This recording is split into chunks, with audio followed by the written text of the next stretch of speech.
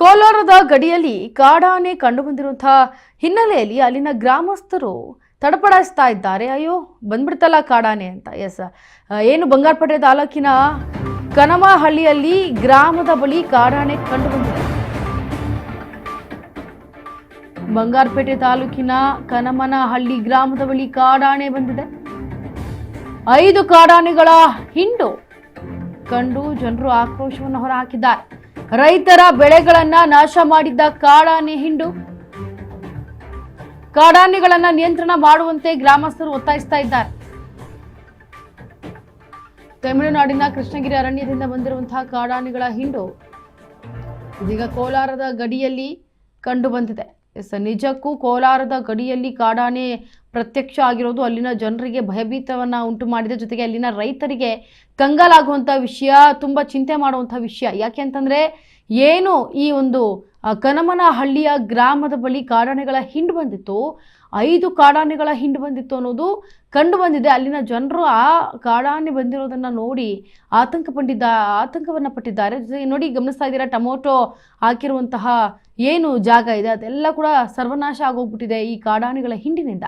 ಕಳೆದ ಹಲವು ದಿನಗಳಿಂದ ರೈತರು ಬೆಳೆಗಳನ್ನ ನಾಶ ಮಾಡ್ತಾನೆ ಬರ್ತಾ ಇದೆ ಈ ಕಾಡಾನೆಗಳನ್ನ ನಿಯಂತ್ರಣ ಮಾಡುವಂತೆ ಇದೀಗ ಗ್ರಾಮಸ್ಥರು ಅರಣ್ಯಾಧಿಕಾರಿಗಳಲ್ಲಿ ಒತ್ತಾಯವನ್ನ ಮಾಡ್ತಾ ಇದ್ದಾರೆ. ತಮಿಳುನಾಡಿನ ಕೃಷ್ಣಗಿರಿ ಅರಣ್ಯದಿಂದ ಈಗ ಏನು ಕೋಲಾರದ ಗಡಿ ಕಡೆ ಬಂದಿದೆ ಕಾಡಾನೆಗಳ ಹಿಂಡು ಅನ್ನೋದು ಸದ್ಯದ ಮಟ್ಟಿಗೆ ತಿಳಿದು ಬರ್ತಾ ಇದೆ. ಆದರೆ ಅಲ್ಲಿನ ಗ್ರಾಮಸ್ಥರು ಕಾಡಾನೆಗಳನ್ನು ನಿಯಂತ್ರಣ ಮಾಡಬೇಕು, ನಮ್ಮ ಒಂದು ಹೊಲದಲ್ಲಿ ಇರುವಂತಹ ಏನು ರೈತರು ಇದ್ದಾರೆ, ರೈತರು ಮಾಡಿದ್ದಾರೆ ಎಲ್ಲ ಟೊಮೊಟೊ ಗಿಡ ಆಗಿರ್ಬೋದು, ಮೆಣಸಿನ್ಕಾಯಿ ಪ್ರತಿಯೊಂದನ್ನು ಕೂಡ ಕಾಪಾಡ್ಕೊಳ್ಳೋದಕ್ಕೆ ಈಗ ಅರಣ್ಯಾಧಿಕಾರಿಗಳ ಮುಂದೆ ಗ್ರಾಮಸ್ಥರು ಒಂದು ಮನವಿಯನ್ನು ಇಟ್ಟಿದ್ದಾರೆ. ಇದಕ್ಕೆ ಏನಾದರೂ ಒಂದು ಪರಿಹಾರ ಅಥವಾ ಒಂದು ನಿಯಂತ್ರಣ ಕಾಡಾನೆಗಳನ್ನು ತಡೆಯೋದಕ್ಕೆ ಅಂತ ಹೇಳಿದ್ದಾರೆ.